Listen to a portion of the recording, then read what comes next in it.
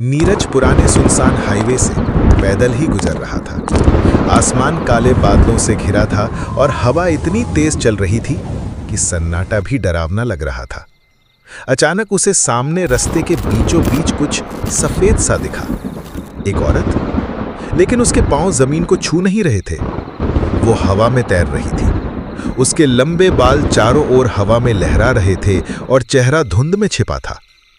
नीरज का दिल जोर से धड़कने लगा। उसके कदम थम गए। कौन कौन हो तुम? उसने कांपते हुए पूछा। औरत धीरे धीरे मुड़ी। उसका चेहरा दिखाई दिया।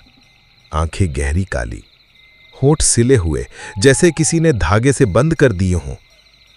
अचानक वो हवा में ऊपर उठने लगी और अजीब सी हंसी गूंजने लगी। नीरज पीछे हटने लगा, लेकिन उसकी टांगें जैसे जम चुकी थीं।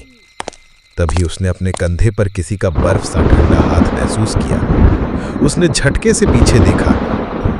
वही औरत अब ठीक उसके पीछे खड़ी थी। उसकी गर्दन धीरे धीरे नीरज के कान के पास आई और सिले हुए होठों से फुसफुसाई, तुम्हें मेरे साथ उड़ना होगा।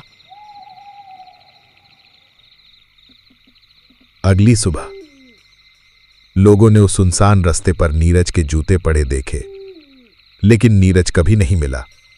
लोग कहते हैं आज भी रात को उसी रास्ते पर एक हवा में उड़ता हुआ भूत दिखाई देता है और उसके पीछे एक आदमी हवा में झूलता रहता है।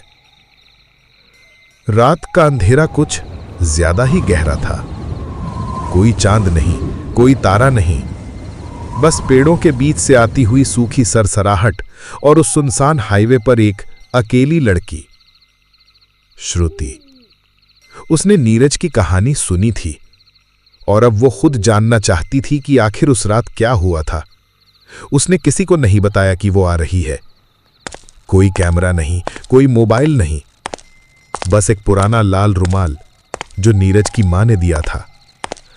अगर वो कुछ देखे तो शायद इसे पहचान ले। जैसे ही श्रुति ने उस जगह कदम रखा, हवा का रुख बदल गया। अब वो हवा नहीं थी, जैसे किसी की सांस चल रही हो। हर ओर एक अजीब सी घुटन थी, जैसे किसी ने पूरे जंगल पर डर की चादर ओढ़ दी हो। और तभी एक अजीब आवाज गूंजी, जैसे कोई सूखे पत्तों पर नंगे पैर चल रहा हो। श्रुति ने मुड़कर देखा, कोई नहीं था। लेकिन तभी सामने धुंध से एक आकृति उभरी। वही औरत। अब की बार उसका चेहरा साफ था। आंखें नहीं थीं, सिर्फ काले गड्ढे। होंठ सिले हुए नहीं, फटे हुए थे। और जब उसने मुंह खोला तो आवाज नहीं, सिर्फ कीड़े निकले। श्रुति चीख पाई, लेकिन आवाज बाहर नहीं आई। वो औरत हवा में तैरती हुई धीरे धीरे उसकी ओर बढ़ी और जैसे ही उसका सड़ा हुआ हाथ श्रुति के चेहरे के पास आया, एक भयानक घसीटती हुई फुसफुसाहट हुई। अब तेरी बारी है। सुबह गांव के लोगों ने हाईवे के किनारे एक लाल रुमाल देखा।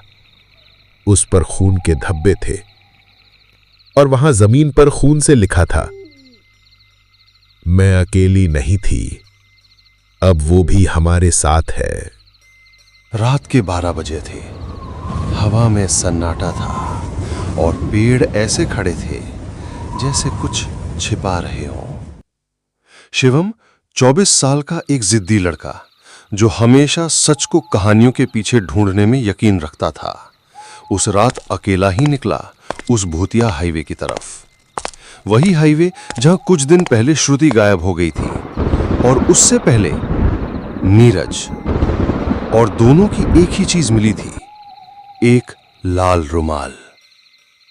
जैसे ही शिवम ने हाईवे पर कदम रखा, हवा का रुख बदल गया। अब वो हवा नहीं थी, वो सांसें थी।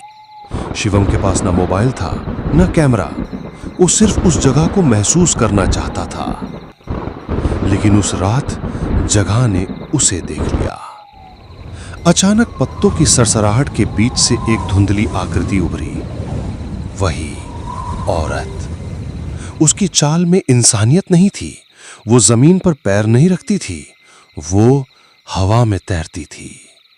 उसका चेहरा, सड़ा हुआ मांस, फटी हुई पलकों के नीचे खाली गड्ढे, होंठ जैसे किसी ने फाड़ दिए हों।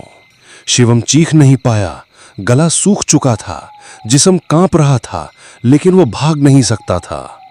और तभी वो औरत उसके पास आकर फुसफुसाई, अब तू भी मेरी तरह खो जाएगा। शिवम बचा नहीं, लेकिन वो मरा भी नहीं। उसे गांव के बाहर एक हफ्ते बाद बेहोश मिला, जैसे किसी ने उसकी रूह छीन ली हो। उसने बोलना छोड़ दिया, बस एक ही चीज बार बार लिखता रहता। वो अकेली थी, इसीलिए वो सबको अपने जैसा बना रही है।